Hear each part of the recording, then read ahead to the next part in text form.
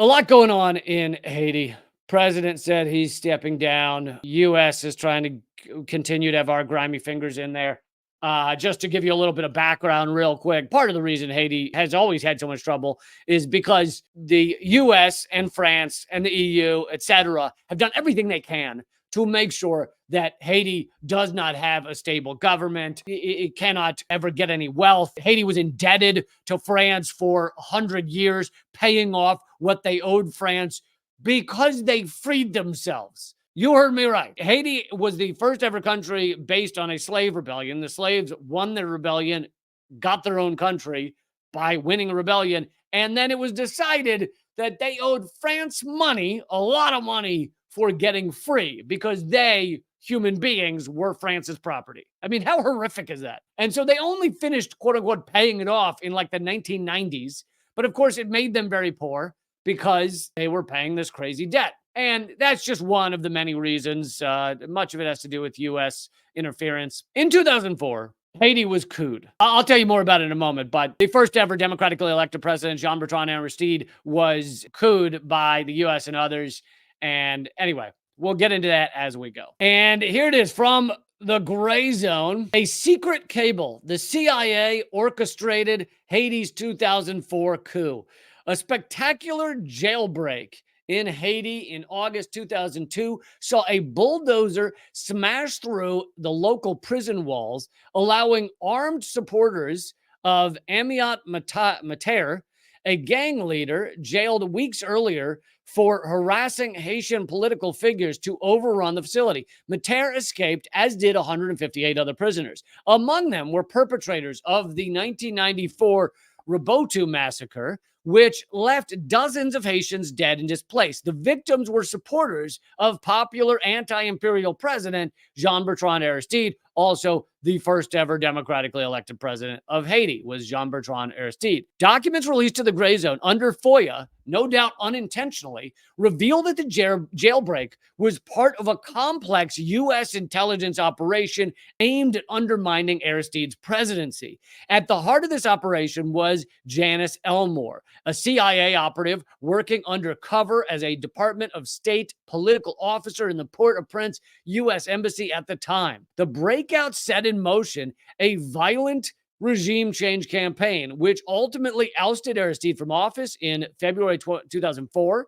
After being deposed and flown to South Africa, Aristide claimed to have been kidnapped by U.S. forces and directly accused Washington of orchestrating the plot. And I'll come back to the latest leaked documents, but I want to show a minute or two of this from Democracy Now! This is back in 2004, 20 years ago. The last public statement the Haitian president made prior to his removal was a Hold on.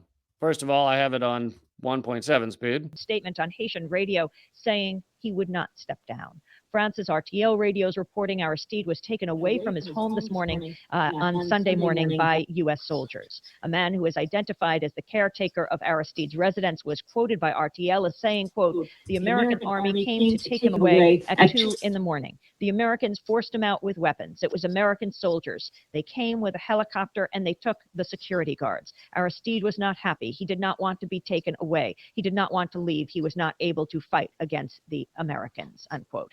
Here in New York, the United Nations Security Council on Sunday night passed a resolution in emergency session approving the deployment of a multinational force to Haiti and the creation of a UN peacekeeping force to... So basically, the U.S. went in, arrested him by gunpoint, put him on a plane. They then fly him to Africa, drop him in Africa. I don't remember which country. Solidify the coup. This is a common practice that the U.S. has done several times. Or when it's not the U.S. actively flying the people we're coupping, they have the person flown by opposition forces and the U.S. facilitates it. This happened in Honduras as well back in 2009, where it wasn't on a U.S. plane, but the president was flown, Zelaya was flown to a U.S. backed or U.S. facilitated base. The U.S. either does it ourselves when the opposition forces don't have the appropriate equipment, or we facilitate the opposition forces doing it. Aristide also then said, as Democracy Now! Shows there, Aristide then said he was kidnapped by the Americans. These were American forces with guns going into his house and arresting him. This is the first ever democratically elected president of Haiti. He was popular, and the U.S. took him down.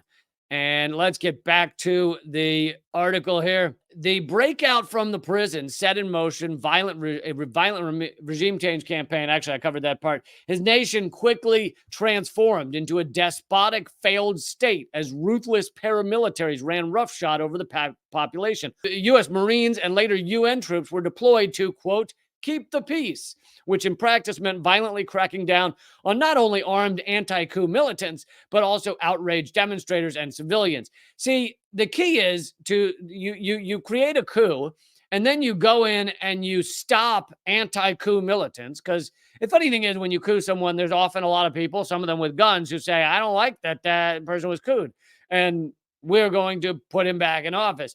But if the U.S. goes in, they can stop those people from taking the power back. In 2022, the former French ambassador to Haiti admitted that France and the U.S. did, in fact, orchestrate the coup, which he acknowledged was probably due to Aristide's repeated demands that Haitians be returned the $21 billion in reparations they'd forcibly paid their former slave masters in Paris since 1825. So that was the money I was talking about that kept Haiti poor for so long.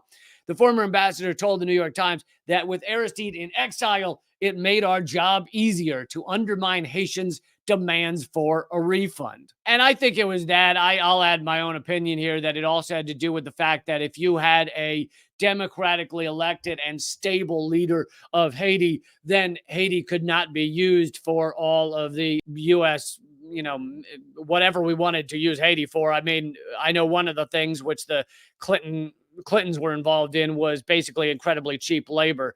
There were many things being made, produced in Haiti for, pennies on the dollar, which obviously is near the United States. So it cuts down on shipping costs rather than shipping it around the world. That is one of the things the U.S. was actively using Haiti for. So this document is accidentally leaked to Gray Zone. Photo of that document that was accidentally leaked to Gray Zone. The secret cable issued by the U.S. Embassy places an alleged CIA officer in the vicinity of an infamous jailbreak, which ultimately helped overthrow Haiti's elected government. She was there at the time. Danny Toussaint, a former bodyguard for Aristide implicated in the 2004 coup in Haiti, is seen there. So, former bodyguard, probably working with the U.S. Here's more of the documents that show the CIA's involvement. And there's CIA officer Janice Elmore. Good for her, Seeing the world. Got to go down to Haiti. All expenses paid, right? Getting paid to do it. That must have been a fun trip. Got to help out in wild things like a jailbreak.